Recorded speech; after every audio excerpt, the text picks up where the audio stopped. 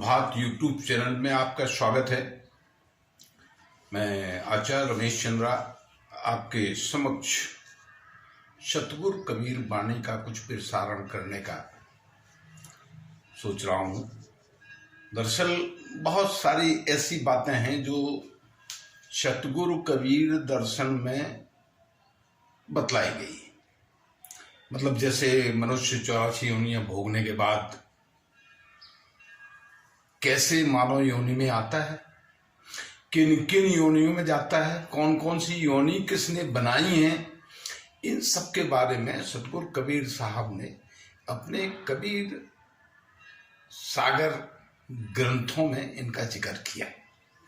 कबीर सागर के 10 भाग हैं, उनमें 10 भागों में विभिन्न विभिन्न तरीके से अपनी वाणी को उन्होंने दिया है। अनुराग सागर कबीर सागर का ही भाग है, 52 पेज पर लिखा हुआ है। जब धर्मदास साहब ने सतगुरु कबीर साहब से ये भेद जानना चाहा कि 84 योनियां भोगने के बाद मनुष्य योनि में जीव कैसे आता है, मन में भेद था। और जब संत के मन में कोई विचार होता है तो वो अपने गुरु से ही पूछता है। तो सतगुरु कबीर साहब साक्षात परमात्मा जब उनके गुरु थे तो अपने गुरु से उन्होंने इसका भेद जानना चाहा कि हे प्रभु, कहते हैं वो इसमें अनुराग सागर में वाणी है ऐसी कि हे स्वामी एक संशय आई, सो पुनि मोह कहो समझाई। 84 योनन भरमावे, तब मानुष की देही पावे। यह विधि मौसम कहो बुझाई, तब कैसे यह संधि रखाई। सो चरित्र गुरु मोह लखाऊ, धर्मदास मैं गह ठेके पाऊ। मानुष देहि धरे पुनि आई, लक्षण तासु कहो समझाई। तो इस तरीके से जब अनुनय विनय की धर्मदास साहब ने, तो सतगुरु कबीर साहब ने धर्मदास साहब के आग्रह को स्वीकार किया और बताया कि 84 योनि भोगने के बाद जीव जब मनुष्य योनि में आता है या मनुष्य की देही प्राप्त करता है तो यह विधि किस प्रकार से संपन्न होती है, उसके बारे में सारा जिक्र इन्होंने सतगुरु साहब ने धर्मदास साहब को करके बताया। कबीर साहब कहते हैं,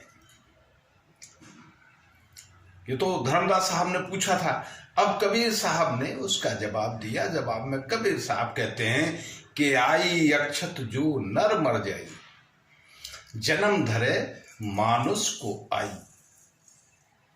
जो पुनि मूरख ना पति आई, दीपक बाती देख जराई। बहुविधि तेल भरे पुण्य ताही, लागे वायु तभे बुझ जाई। अग्नि लाए के ताहे ले सावे, यह विधि जीव देह धरावे। ताको लक्षण सुनो सुजाना, तुमसे न गोए राखो ज्ञाना। इस तरीके से उन्होंने ज्ञान बता दिया कि किस तरीके से जो नर धोखे से मर जाता है या किसी कारणवश मर जाता है, तो मरने के बाद जो नर है वो नर पुनः मनुष्य की देही में आता है, मानव बनता है। और ऐसे मानव की बुद्धि कैसी होती है, विवेक कैसा होता है, किस तरीके से क्या होते हैं, वो सब बताया है। तो आगे बता रहे हैं सतगुरु साहब, देखिए कि सूरा होवे नर के माही, भयउ डरता के निकट न जाही। और माया मोह ममता नहीं भावे, और दुश्मन ताह देख डर खावे। सत्य शब्द प्रतीत कर माने, निंदा रूप न कभी जाने। सतगुरु चरण सदा चित राखे, प्रेम प्रीत सो दीनता पाखे। ज्ञान अज्ञान होई कह बूझे, सत्य नाम परिचय नित सूझे। ज्ञान अज्ञान होई कह बूझे, सत्य नाम परिचय नित सूझे। जो मानुष अस लक्षण होई, धर्मदास लख राखो सोई। कहते हैं कि हे धर्मदास जी, इस तरीके से अगर कोई व्यक्ति आपको मिलता है, कैसे कि शूरा होगा, सूरवीर। सूरवीर कभी मरने को नहीं डरता है, सूरवीर होगा और भय उसके पास में नहीं आएगा, निर्भीक होगा, सत्य को बोलेगा तो निर्भीक होगा। माया मोह ममता लोभ लालच, ये जितने भी दुश्मन हैं ये उसे देख के कांपेंगे, उसके पास में नहीं आएंगे। वो अगर प्रतीत करेगा, अगर विश्वास करेगा, अगर ट्रस्ट करेगा तो सिर्फ सत्य में, जो भी सत्य है उसको मानेगा और परनिंदा उसको कतई नहीं भाएगी। सतगुरु, सत गुरु यानी परमात्मा के चरणों में वो अच्छा और सुखद महसूस करेगा, और अगर किसी से बोलेगा तो ऐसे लगेगा जैसे इसकी बोली में फूल जल रहे हैं। मीठा सुंदर प्रेममय वाणी बोलेगा, और ज्ञान और अज्ञान की बात भी पूछेगा, और सत्य नाम परमात्मा का परिचय भी पूछेगा।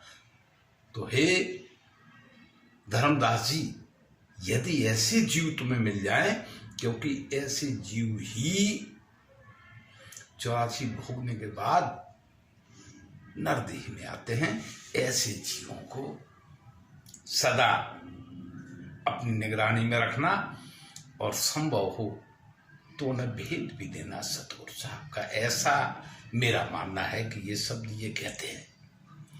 अब कबीर साहब का ज्ञान तो अनंत ज्ञान है। जिसने भी सतगुरु कबीर साहब को मान लिया, कबीर साहब को जान लिया, और जानने के लिए बहुत जरूरी है कि सतगुरु जो उसने बनाया उसकी वाणी को जाने और माने, और अगर उसकी वाणी को मानेगा तो सतगुरु का प्रकाश जरूर होगा, ऐसा मेरा मानना है। साहेब बंदगी। दोस्तों, यदि आपको मेरी ये वीडियो पसंद आए तो कृपया इसको सब्सक्राइब जरूर कीजिएगा, लाइक कीजिए, शेयर कीजिए और कमेंट भी दीजिए। धन्यवाद।